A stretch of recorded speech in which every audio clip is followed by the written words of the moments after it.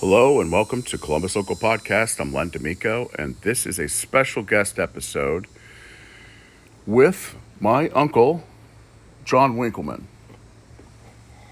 Hi, Lenny. How are you, Uncle John? We're in South Carolina today.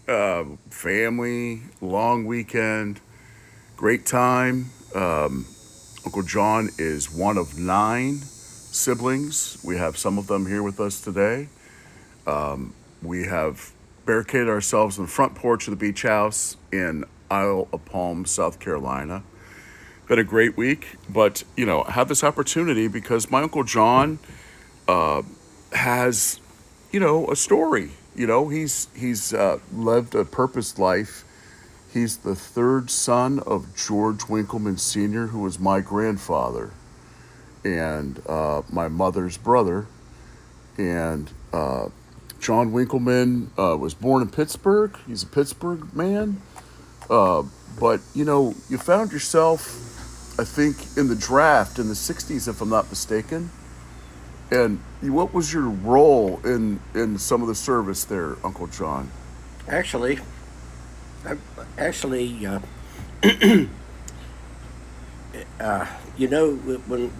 COVID started, Yeah. I had my knee done. I had my knee replaced right before that, and while I was recovering from the knee, I wrote down the story of my my Army years. Yes. And that's what you're asking about. Yes. So, That's recorded? yeah, it's recorded, but I haven't distributed it to Okay. anybody. At any rate, I wasn't drafted. I was there. There was it's kind of a long story. Well, we don't have to talk about it here. We can wait for that part of Okay. that to come Anyhow. out. Yeah.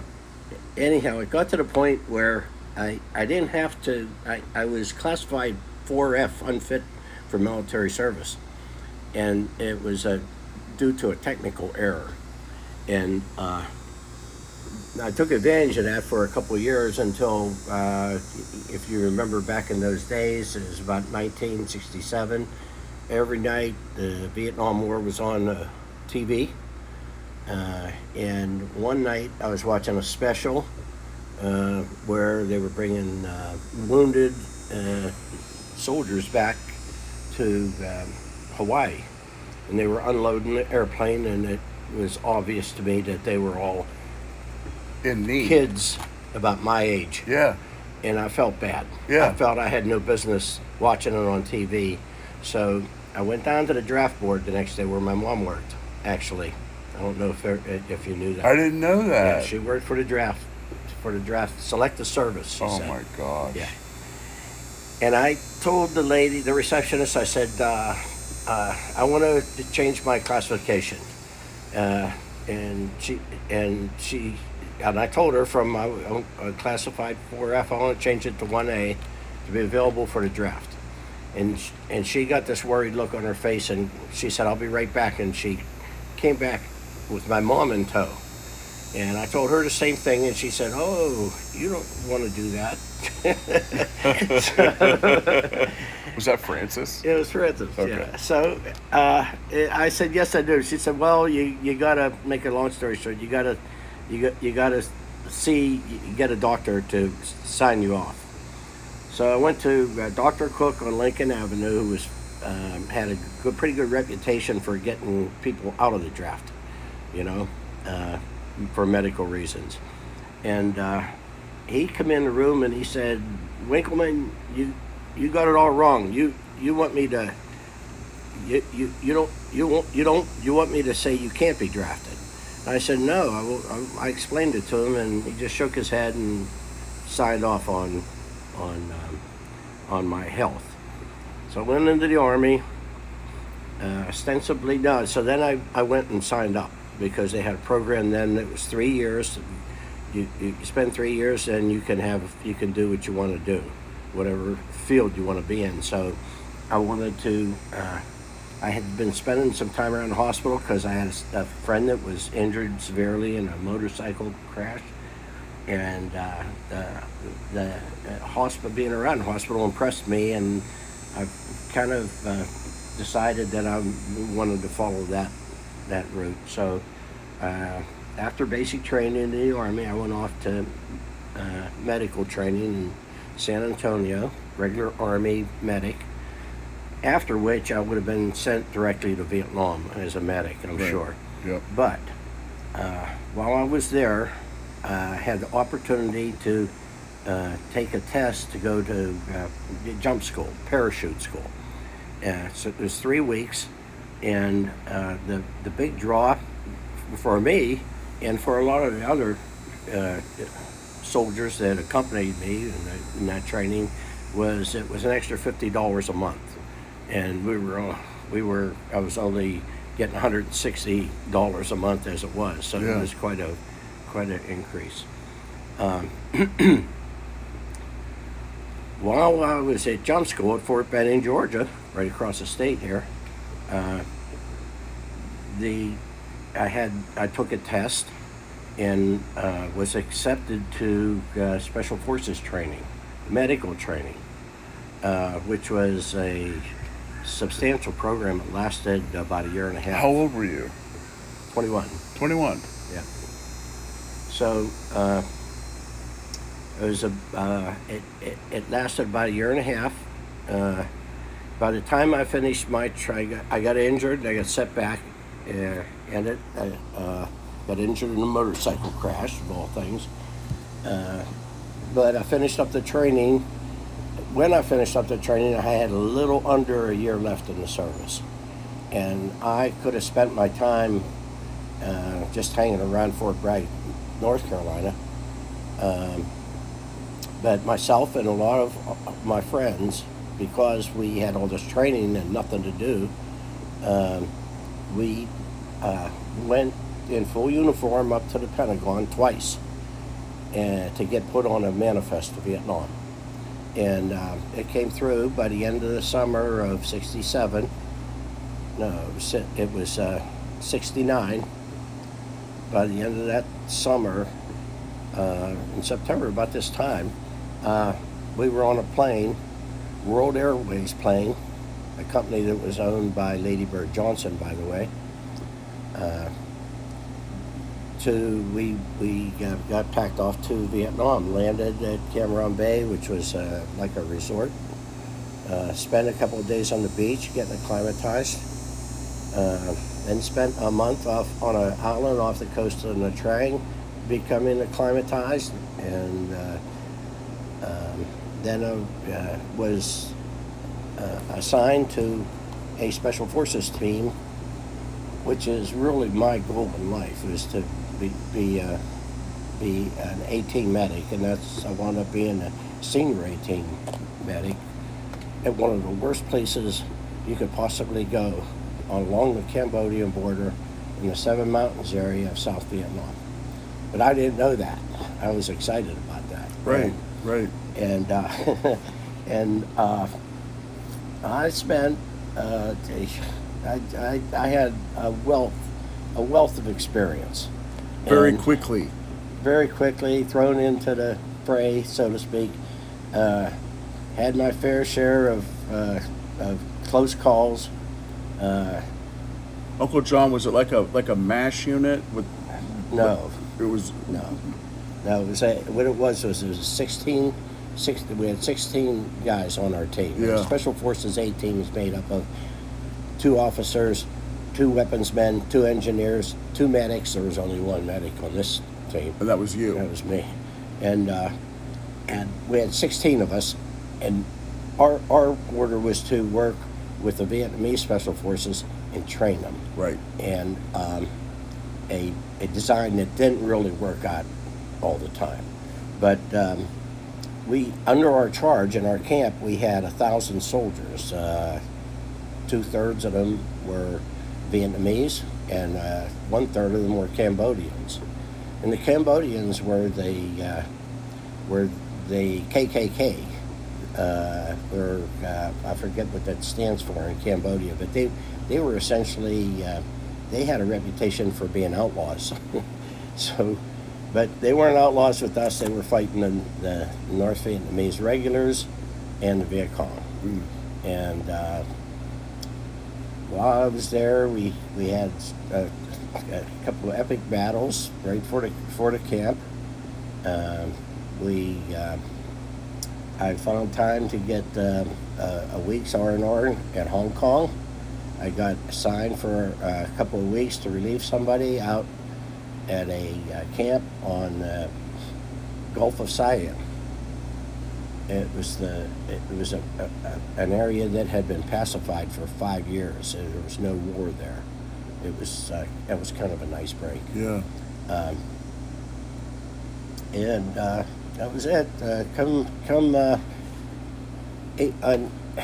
March 29th, 1970, which was the day before Easter. That evening, we received something like 400 incoming rockets and mortar rounds, and which was followed by a sapper attack. The enemy sappers got inside the camp. The camp was built around a little mountain, a little hill. They bypassed the security somehow. We think it was an inside job, and I got to the top of the mountain, killed 2 Americans that we had there, and we proceeded. We had a night-long battle, and come the morning, we were standing, and they weren't. They were running essentially, and the Cambodian and the Vietnamese soldiers were PO'd enough by the morning that they went. They chased the Viet Cong through the mountains for several hours. I got on the airplane, and being a product of the aftermath of World War II, I was exposed, along with everybody else from that generation, to all the movies, black and white movies of the ticker tape parades, Right. On the plane coming back from Vietnam, I just had it in my mind that we were in for a big celebration. Yes. And I thought, well, I didn't think we'd have a ticker tape parade, but I figured there'd be some officers applauding us and a band playing or something. But that's not what happened. We got off the plane in Fort Lewis, Washington, and in the rain, and some non-commissioned officer yelling and screaming at us to get moving, and that was all the pomp and circumstance we had that night. The promise, anyhow, was to let me back up a little bit. The night before Easter, or the day before Easter, I got in the mail a letter from the government. It was signed by Richard Nixon, and it announced to me that I was going to be out of the Army a month earlier than I normally would be, which was 10 days hence. So I discovered that my whole attitude changed, because up to that point I never thought about possibly being killed. Right. But from that point on, I did. Right. I started wearing the steel helmet, the steel pot we called it, flak jacket. Right. a little protection. Yeah. Yeah. And how old are you? And that night, 22? I needed it too, because that night it was a big battle. Man. I was by the time I got out of the Army, the promise was, once we got to Fort Lewis in Washington, we got out of the Army. The promise was in 24 hours you're going to be out. Okay. If you go to all the stations, and they put me in charge. I was in E6 at the time, so they put me in charge of a squad of men, essentially, that were also in the same boat as me, to get out. And they didn't like the idea that I just discharged everybody and told them to meet at the different stations at a certain time. And they wanted me to march them there and things of that sort, keep control. Right. But I wasn't out to that. By that time, we were going to be civilians in 24 hours. You know, I thought everybody could be on their own, and it worked out all right. 24 hours, I was on my way to SeaTac Airport and out of the Army. Wow. Yeah. Wow. That's it in a nutshell. Well, but obviously, but coming out, were you designated as a paramedic at that point? What was? Oh no, What were it's a you? good question. I was a Trained? I was a trained printer. Okay. I went to a technical high school, and I had a printing job, pretty good printing job for Rockwell Manufacturing. My brother Georgie Yeah, I know, brother Georgie. influenced that, Okay. being hired there. Nice. And I went back there. The rule was they had to hire me back, right? That's that's the law. That was the law. So I went back there, and to get my job back, essentially. Right. And my boss, who was a friend of my brother's, sat across the desk and said, "You don't want to work here." And I thought, well, he doesn't want me to work there, and then I don't want to work here either. And I was upset, but Yeah. I left the thing. It was the best thing that ever happened because they went out of business, essentially. They went out of business. And instead of pursuing that trade, I got a job as a lab technician in Oakland, University of Pittsburgh. Worked there for about 2 years. Got into a PA program in Seattle, medics program. It was all ex-military people like myself. Wow. So you found that through. It was just beginning. I was class 4. Wow. That profession, the PA profession, was just beginning, and I got a phone call from them. I applied for it. I got a phone call, and they said, "Well, would you be interested in going to Alaska?" And I said, "Yeah." After all that. And then I had visions of going riding the snow machines over the tundra and Alaska. It's snow machines, not snowmobile. You know? Right. So my brother Tommy. I do. He couldn't get over that. He said, "No. Snow machines make snow, John." But anyhow, I had these visions of doing that. But I went and I finished off my training in Fairbanks, Alaska. At the end of which I went. Before I moved to Seattle, I was dating a young lady in Pittsburgh, and we fell in love, got married, and we took a month-long honeymoon, traveling to Alaska. Now, as your nephew, I was, I think, 10 years old at your wedding, Oh, really? somewhere around there. Really? And my memory's probably a little hazy, but I just remember you coming back from your time at the war, at the Vietnam War, coming back, grabbing your sweetheart, jumping in your 64 Mustang and driving off to Alaska to live happily ever after. That was my vision of what was going on there. Was that kind of accurate? A little bit. There's a little truth there. I had to show up in Seattle to begin school on the 20th of November, and I didn't have enough money to get there, so I borrowed it off of my sweetheart. Oh, And, good guy. Business arrangement right at the beginning. So, and make a long story short, I wound up proposing to her that New Year's Eve over the telephone. Oh my gosh. And I had sent her a ring in the mail, and she said okay. I made a big mistake, and being young and naive at the time, relatively young and naive, I didn't realize I was supposed to talk to her dad first, so I never did. I just said we're getting married. Traditional Italian family. You didn't talk to her dad. Really? But she said okay over the mail. On the phone or the phone? Over the phone. Yeah. So how'd you arrange? How'd you arrange to get together physically then? If you were in Seattle, she's in Pittsburgh. After Seattle, I went to Fairbanks, and then at the end of that part of my training, I worked with a physician there for a year.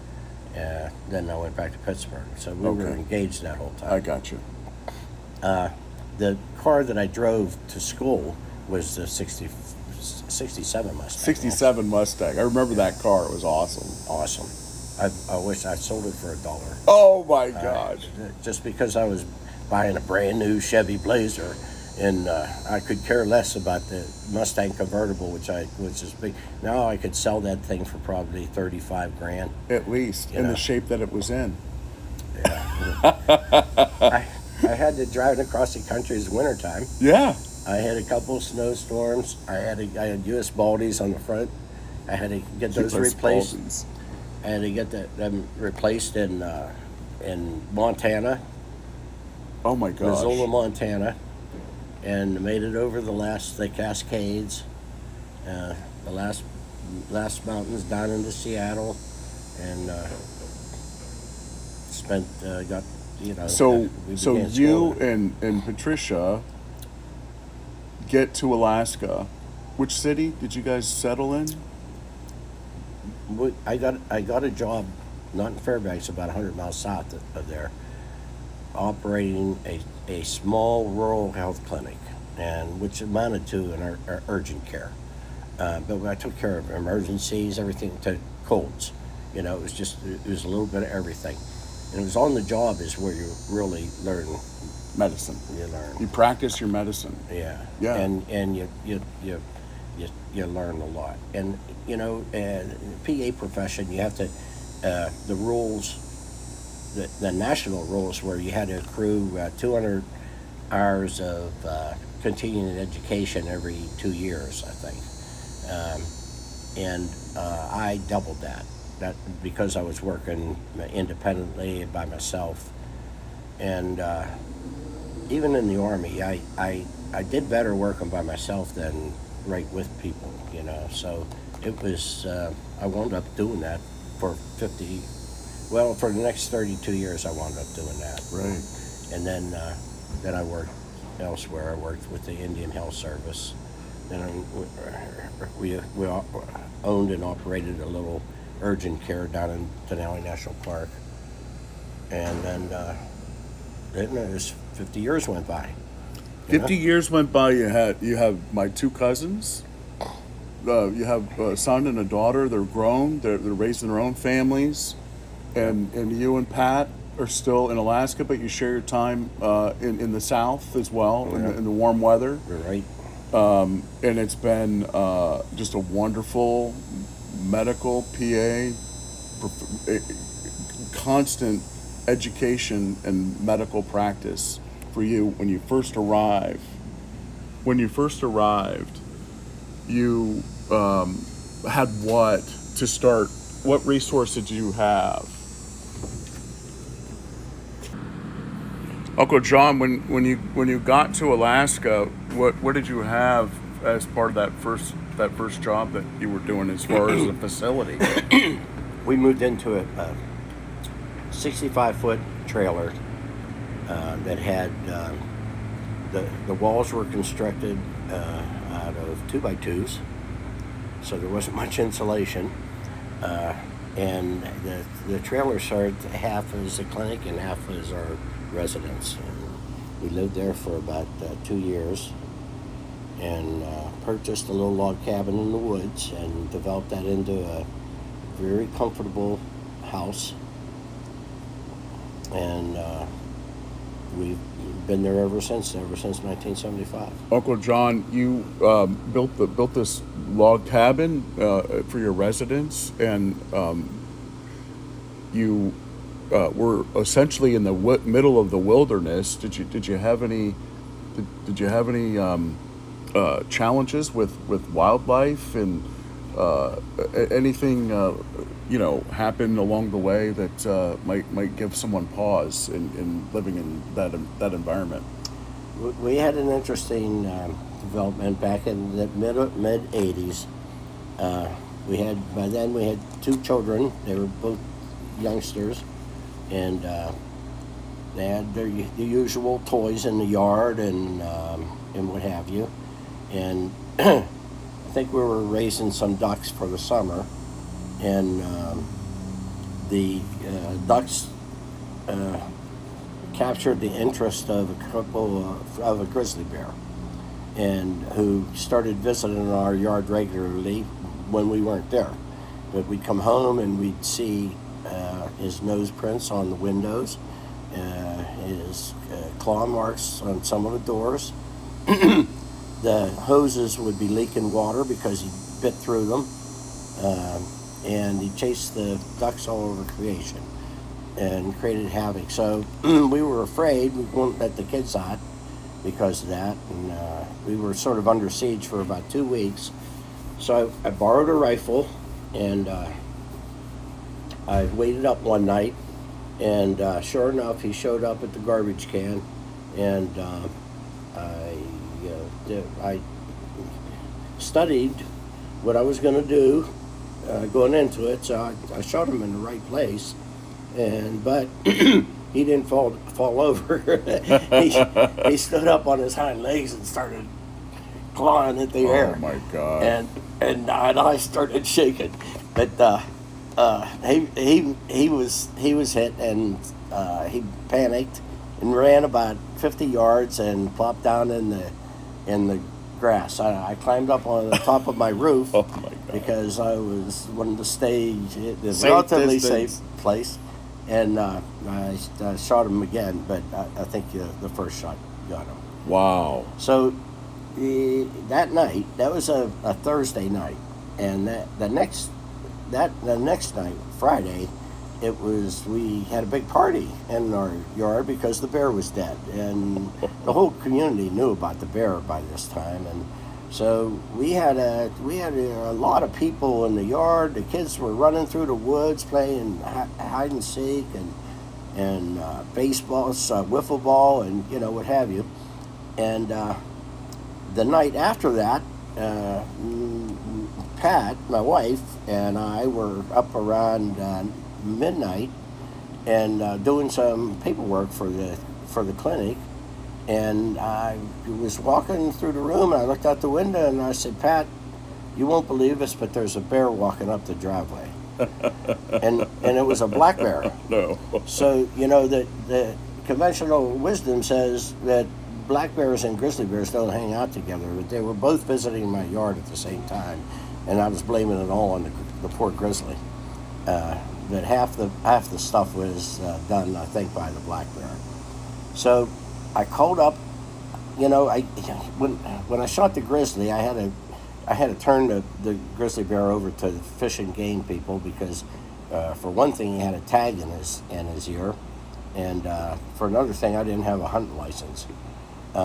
So they got the bear, and because I didn't have a hunting license, I had to write a letter to the Fish and Game Department explaining why I shot the bear. Wow.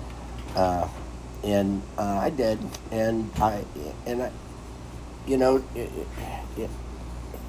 the thing is I was a little hesitant to do something for the black bear because I didn't want to get in trouble, but I chased him out of the yard, believe it or not, a couple of times, but he kept coming back, and then he finally settled down with some duck food right in the middle of the lawn, and I called up my friend, the state trooper.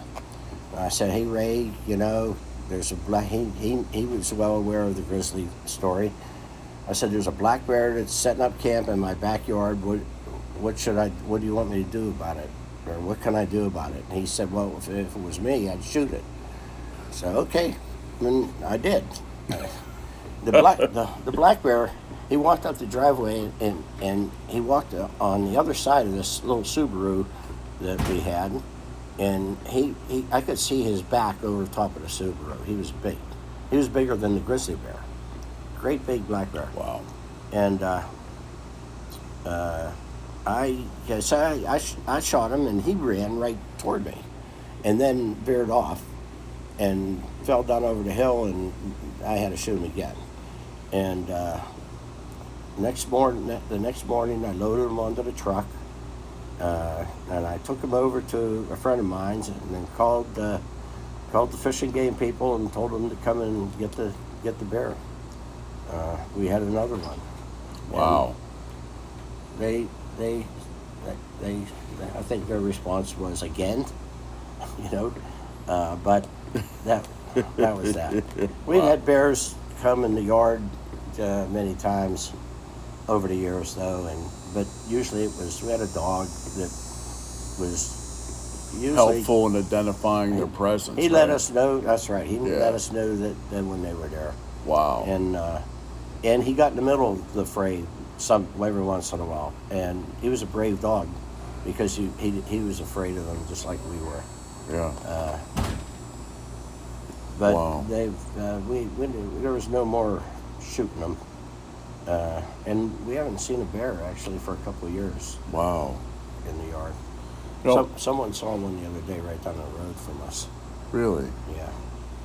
Well, the population has increased quite a bit since you've started, correct? Yeah. Yep. Right. Lots of resources for the wildlife, and they're making their appearances. The country's vast. Yeah. And there's plenty of room. Yeah. Plenty of room for Everybody. everything. And everything. And everything. Yeah. That's awesome. Yeah. And you're right down the road, 12 miles away, is Denali National Park.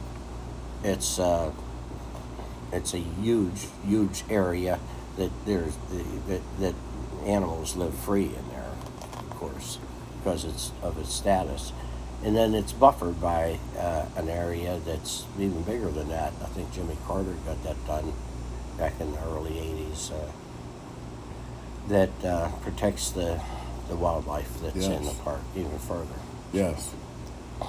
Now, Uncle John, you've practiced medicine. You've raised your family in Alaska, and through those years, treating colds, treating broken arms from a baseball game down the street, to other types of health care that's needed in that type of an environment.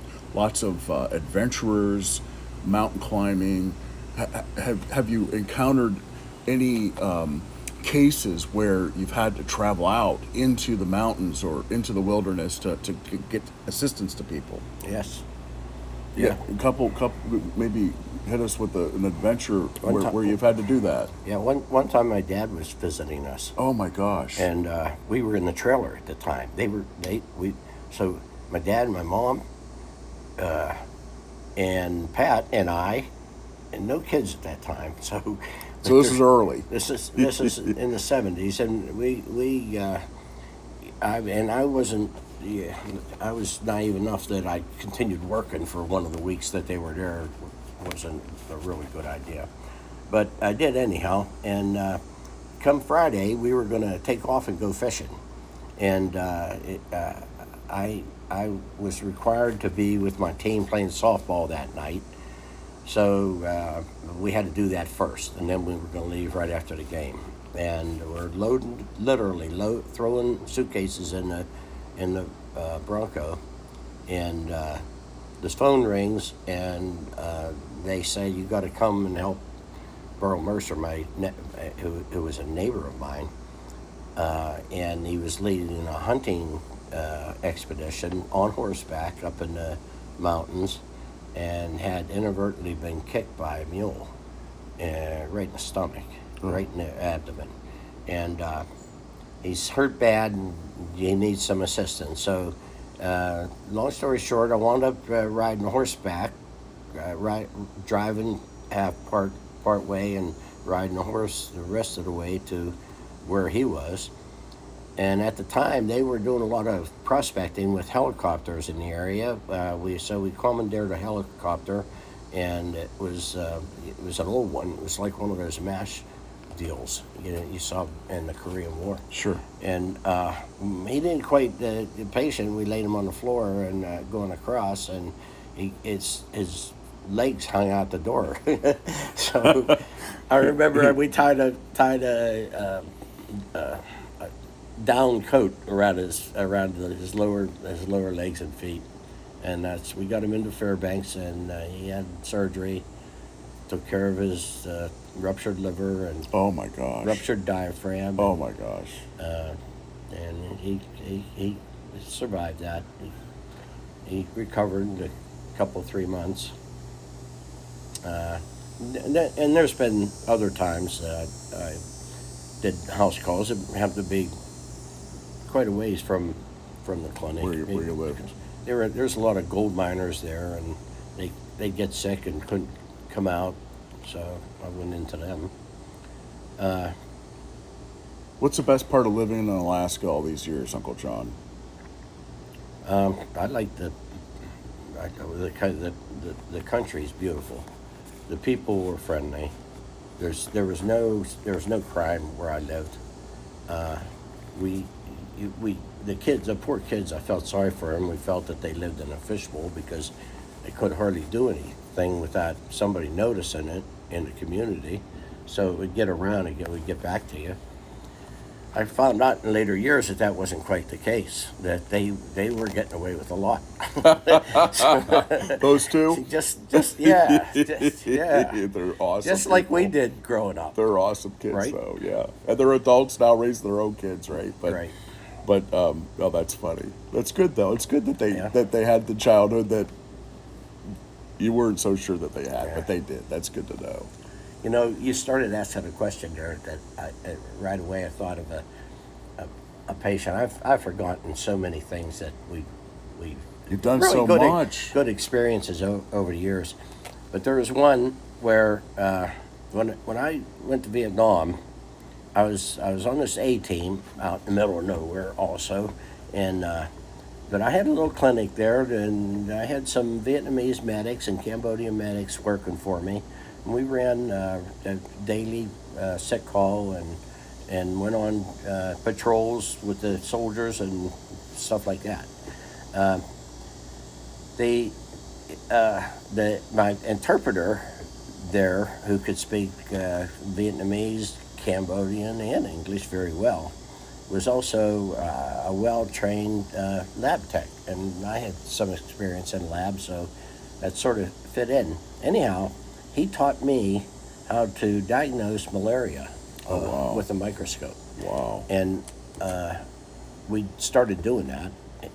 We did that on a daily basis there, and we treated anywhere from 5 to 10 people a day with malaria symptoms of malaria. But we didn't treat anybody that we couldn't prove, and I was able to do that because it's a parasite. It gets on the blood cells, and if you can catch one there, then you got the diagnosis, right? But it's not. Malaria flares up and calms down. Flares up, it's a spiking fever, Timing? right? Timing So thing? it's a timing thing. Yeah. Okay. So, but we were pretty lucky. We just plugged them into an IV, treated them out the door. So that's all well and good. We don't have malaria in our country, thank goodness. But one day I was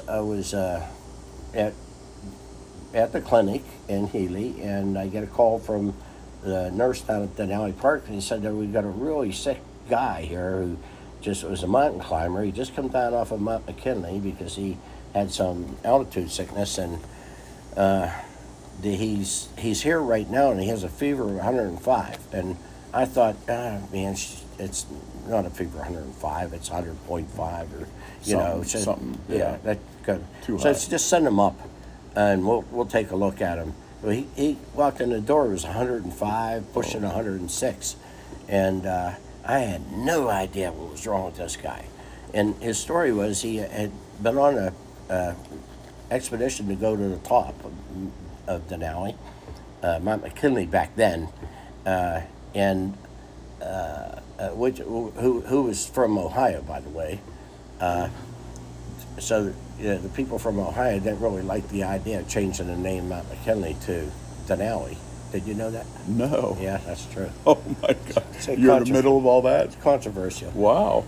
Anyhow, so he was he was on his climb. He was at about 17,000 feet, and he started having altitude sickness symptoms. And the treatment is to get to come down, quick, and that's what he did. So he felt better when he could come down off the mountain, and to wait, he had to wait for his party to come down then, and they were still climbing. So to use the time up, he jumped on a train and came up to Healy, Okay. and so he could look at the mountain from the north side, Okay. from the park side, And that he was in a room at the park when he became ill. He started chills and fever and everything else.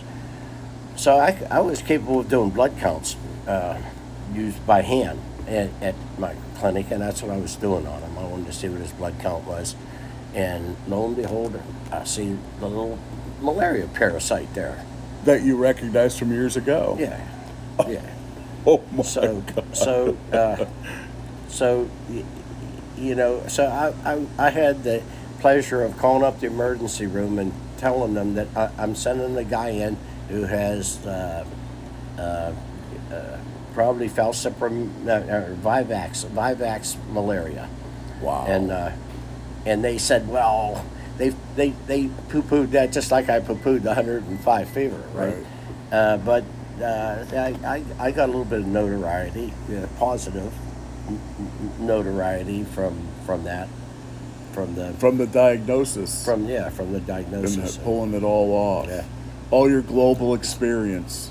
Emergency room doctors didn't know how to do that. No. And it was just, Trelane, my interpreter, taught me how to do that. That's awesome.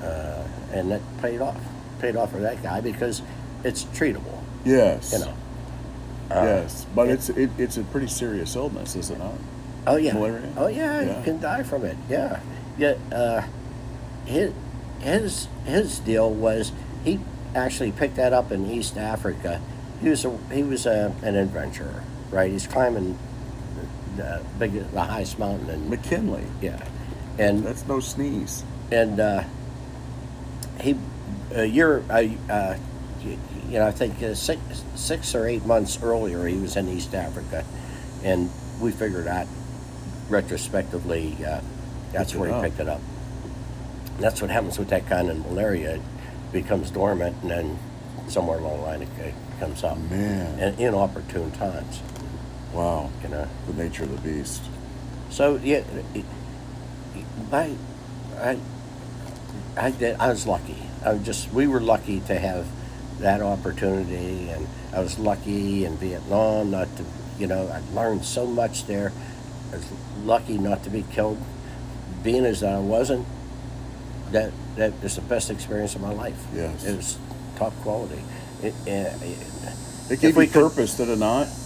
Like give you some Yeah. purpose, direction. Yeah, and it made you finding value who you are. It made you value your freedom.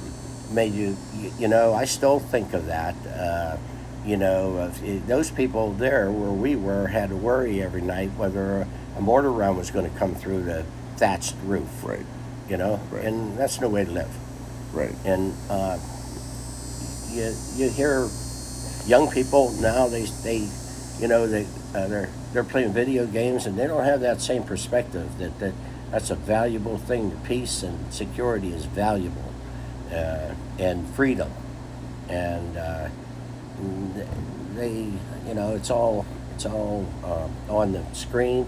You can shut the screen off and the problems go away, but when you have a war, those problems It's don't still go away. there. Don't go away for the people who live there. Right. And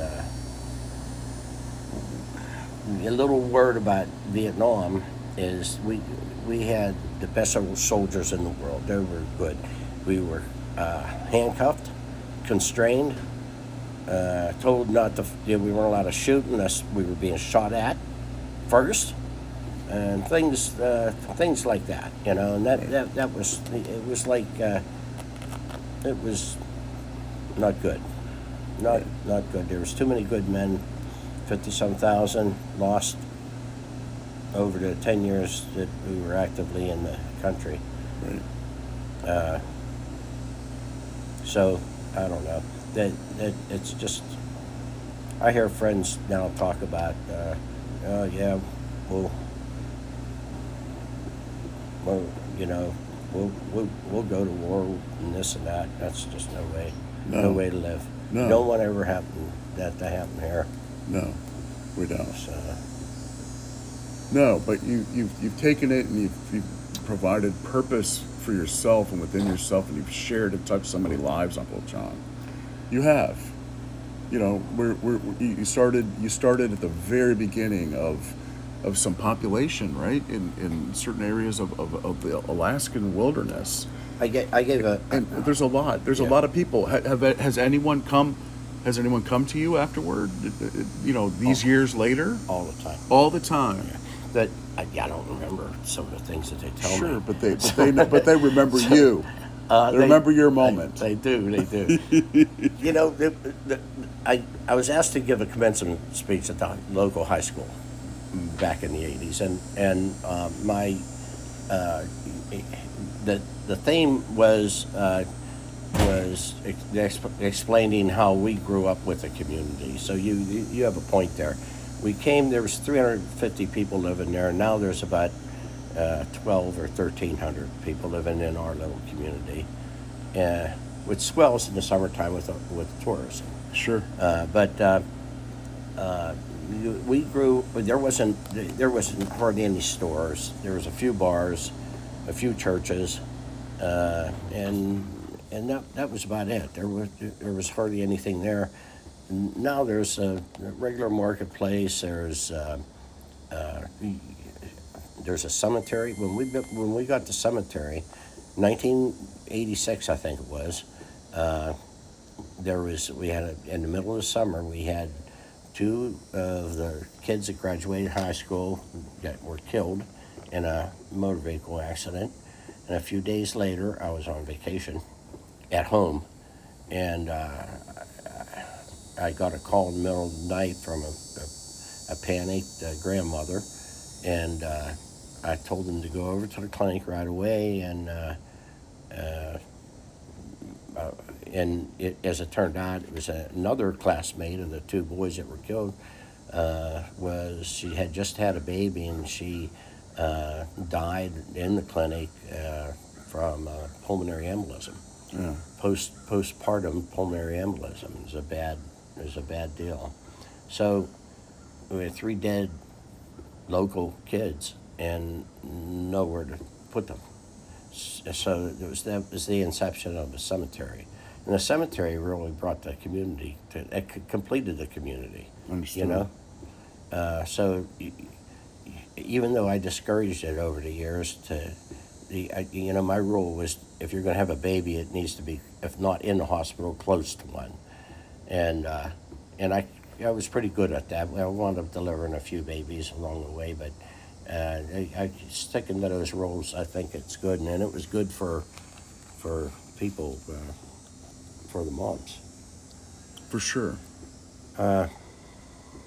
So I was lucky. I was just lucky. That's how I feel. That's how I feel about it.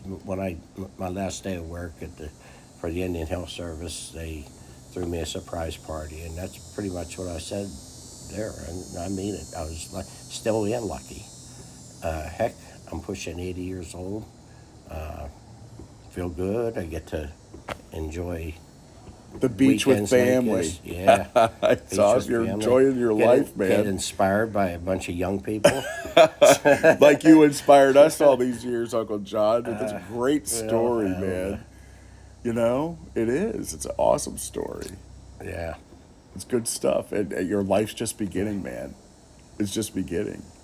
Isle of Palms Beach here in the Charleston, South Carolina area is gorgeous. It is.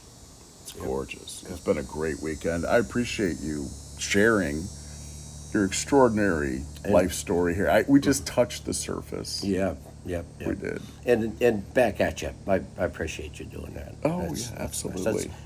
You're saying some nice things. That's good, whether it's deserved or not. It's a good life, man. It's good stuff. We're still going. Yeah. Oh, John Winklmann, special guest episode of Columbus Local Podcast. Thank you for your service. Thank you for being my uncle.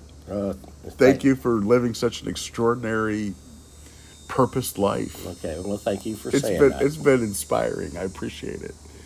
Thank you all, and thanks for listening. Bye bye.